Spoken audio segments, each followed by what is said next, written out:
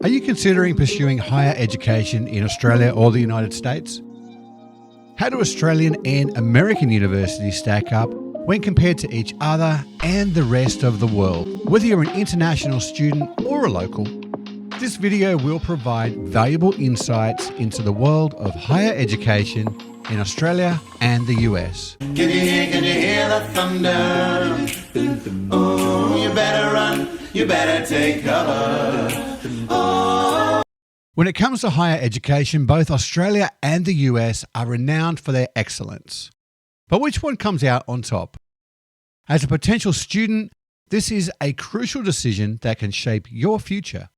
And that's why we're going to explore the best universities in both countries, highlighting their strengths and unique programs by utilizing the QS World University Rankings, taking into account data points such as academic reputation, faculty to student ratios, employer reputation, and internationalization.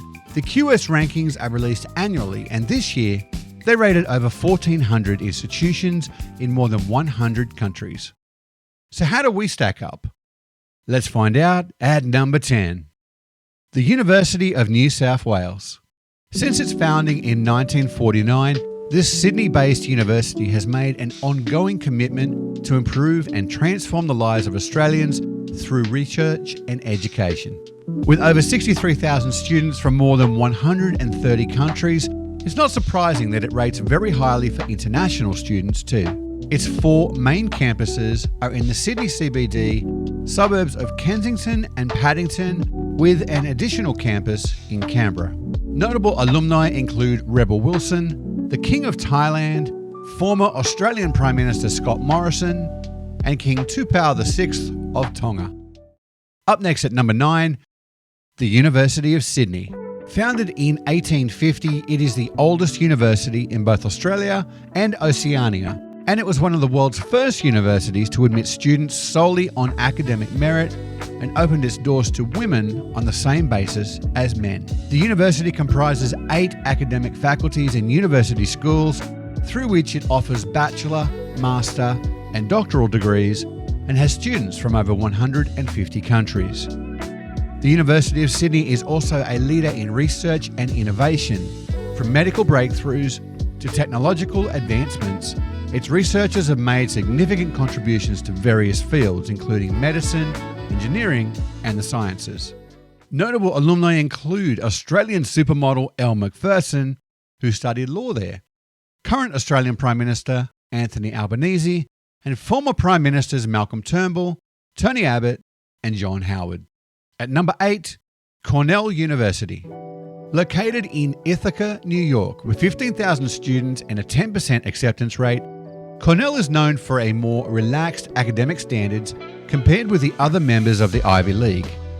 It is important to know, though, that each school and college within the university has its own admission procedures and requirements. The more specialized schools often seek out students with focused, relevant extracurricular activities. Meanwhile, the College of Engineering has the most rigorous academic standards.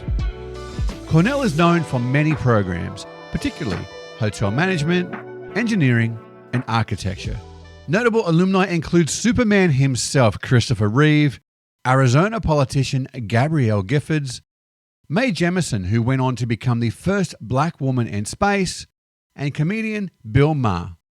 At number 7, the University of Melbourne.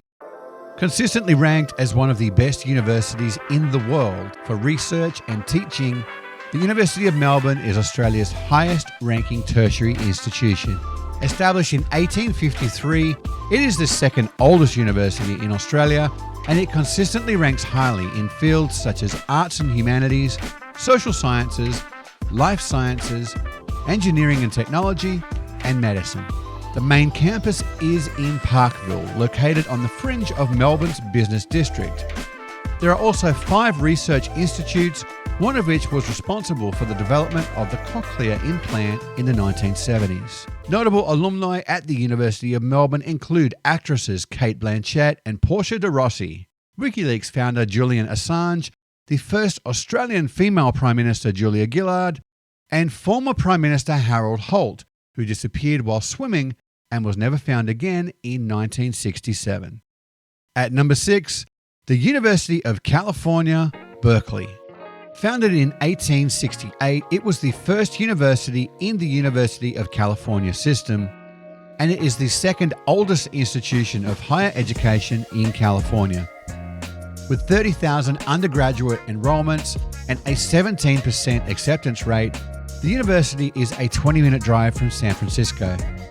Admission to STEM programs at UC Berkeley are very competitive, its academic requirements rivaling those found at lower-ranked Ivy League schools.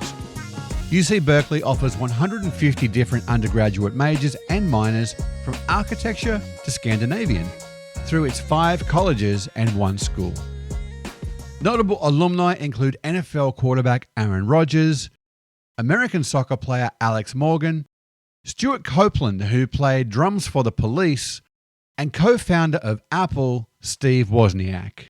Halfway there, and at number 5, the University of Pennsylvania, an Ivy League school that was founded in 1740 by Benjamin Franklin. The school has close to 12,000 undergrad enrollments and a 9% acceptance rate. As you can guess, admissions are highly selective, particularly when it comes to the university's prestigious business school, the Wharton School. UPenn has 12 schools, 4 of which offer undergraduate studies: the College of Arts and Sciences, the School of Engineering and Applied Science, the School of Nursing, and the Wharton School. Notable alumni here include former and soon-to-be again President Donald Trump, along with his daughter Tiffany, who studied sociology, SpaceX founder CEO Elon Musk, billionaire investor Warren Buffett, and actress Elizabeth Banks, who graduated with a Bachelor of Arts and went on to feature in the Hunger Games series before directing the 2019 film Charlie's Angels. At number 4, California Institute of Technology, otherwise known as CalTech. The prestigious California Institute of Technology has many claims to fame. For one, 58 faculty and alumni have received a National Medal of Science. The university also currently has 7 Nobel laureates in residence. CalTech manages the Jet Propulsion Laboratory, which is the leading center for robotic exploration of the solar system. Located in Pasadena, you've got some great Southern California weather to go with one of the leading STEM universities in the world. They also partner with the University of Melbourne in Australia for study abroad programs, and with an undergraduate size of only 900 students, it has a more intimate academic environment.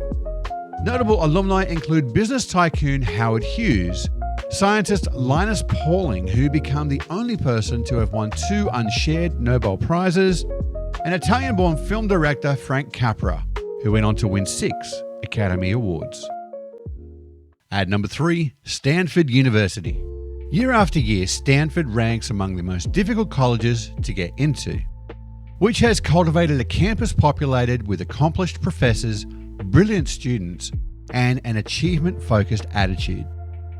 Stanford's best-known undergraduate school is the School of Engineering, and on the sports field, it has produced more Olympians than any other US college. A Cardinal has won a medal in every Olympics in which the US has competed since 1912. Stanford has one of the largest campuses in the country. It's a staggering 8,180 acres and is home to more than 43,000 trees, 800 species of plants, and 25 fountains. Notable alumni include Tiger Woods, who quit after 2 years to play golf professionally, Chelsea Clinton, and actress Reese Witherspoon, who only lasted a year before fully committing to her entertainment career. At number 2, Harvard University. The oldest institution of higher learning in the United States, Harvard University is a household name. Students around the world dream of attending the extremely selective and prestigious university. It's a school with exemplary academics, rich traditions, and a tight-knit community. Harvard boasts world-renowned faculty, including Nobel laureates, Pulitzer Prize-winning authors, and other leaders of their fields. Harvard offers more than 3,700 courses and 50 majors, which are called concentrations, across arts and humanities, engineering and applied sciences, sciences and social sciences. More than half of Harvard College students also study abroad as undergraduates. Notable alumni at Harvard include former Presidents Barack Obama and John F. Kennedy, Microsoft founder Bill Gates, Facebook founder Mark Zuckerberg, and Israeli-born actress Natalie Portman, who studied psychology. So we come to the number one university in the United States in Australia, which just so happens to be ranked the number one university in the world. It's the Massachusetts Institute of Technology, known as MIT. MIT is probably the most famous STEM school in the world.